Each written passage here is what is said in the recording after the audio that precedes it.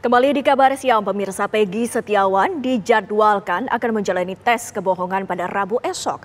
Lantas seperti apa tes kebohongan yang akan dijalani oleh Peggy? Akankah hasil tes psikologis dan tes kebohongan mampu melepaskan Peggy dari jerat hukum? Atau justru hasil kedua tes tersebut semakin menasbihkan Peggy sebagai dalang pembunuhan Vina dan Eki?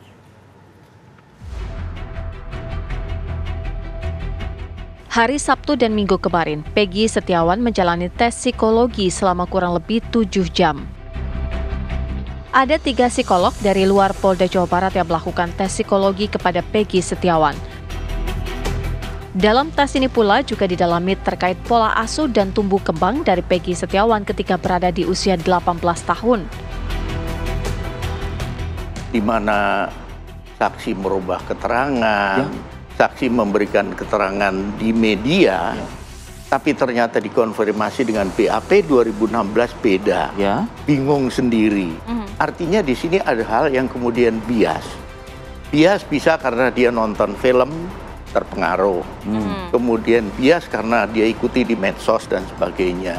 Nah, dalam konteks ini, kehadiran psikolog forensik ini diharapkan ketika alat buktinya cukup kuat, saksi-saksi itu berkualitas, maka nanti bisa dilakukan psychological profiling untuk tersangkanya, psychological autopsi untuk korban, kemudian psychological examination.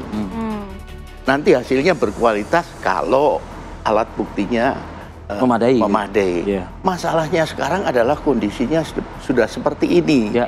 Nah, oleh sebab itu diharapkan dengan pemeriksaan psikologi forensik ini setidaknya nanti hasilnya bisa memberikan masukan kepada penyidik. Pemeriksaan psikologis adalah membantu membuat terang, bukan memecahkan masalah itu. Kalau pemecahan masalah tentunya ada pada penyidik gitu. Jadi kalau misalkan ini adalah sebuah kasus yang belum jelas kematiannya, penyebab kematiannya, maka yang dilakukan adalah otopsi psikologi. Jika di dalam hasil otopsi psikologi itu kemudian teridentifikasi cause of death-nya itu ada masalah pembunuhan misalnya jadi campur tangan orang lain penyebab kematiannya, di situ kemudian bisa saja dari psikolog ini diminta untuk melakukan criminal profiling. Nah, criminal profiling ini tujuannya adalah untuk mengidentifikasi the most probably suspect. Jadi siapa yang paling patut seperti apa profilnya. Itu pun bukan menunjuk orang tetapi profilnya seperti ini. Nah, kalau misalkan nanti ternyata betul kasus pembunuhan, dari profil itu sudah ditemukan orangnya, kita bisa saja melakukan pemeriksaan terhadap tersangka atau pemeriksaan terhadap saksi, termasuk pemeriksaan terhadap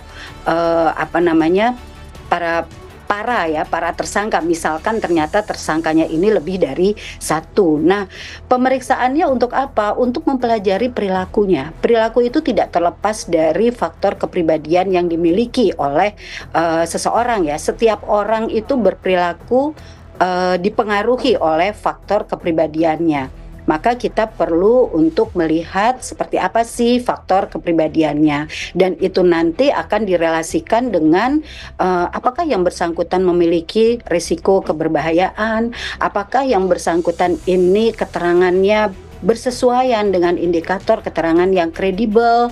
Jadi misalkan bersesuaian dengan indikator keterangan kredibel bukan berarti bahwa stop sampai di situ. Tetap harus ada investigasi yang melibatkan banyak keahlian Tentunya di sini perlu dilakukan oleh aparat penyidik. Lantas seperti apa tes kebohongan yang akan dijalani Peggy? Akankah hasil tes psikologi dan tes kebohongan mampu melepaskan Peggy dari jerat hukum? Atau justru hasil kedua tes tersebut semakin menasbihkan Peggy sebagai dalang pembunuhan Vina dan Eki? Tim TV One mengabarkan.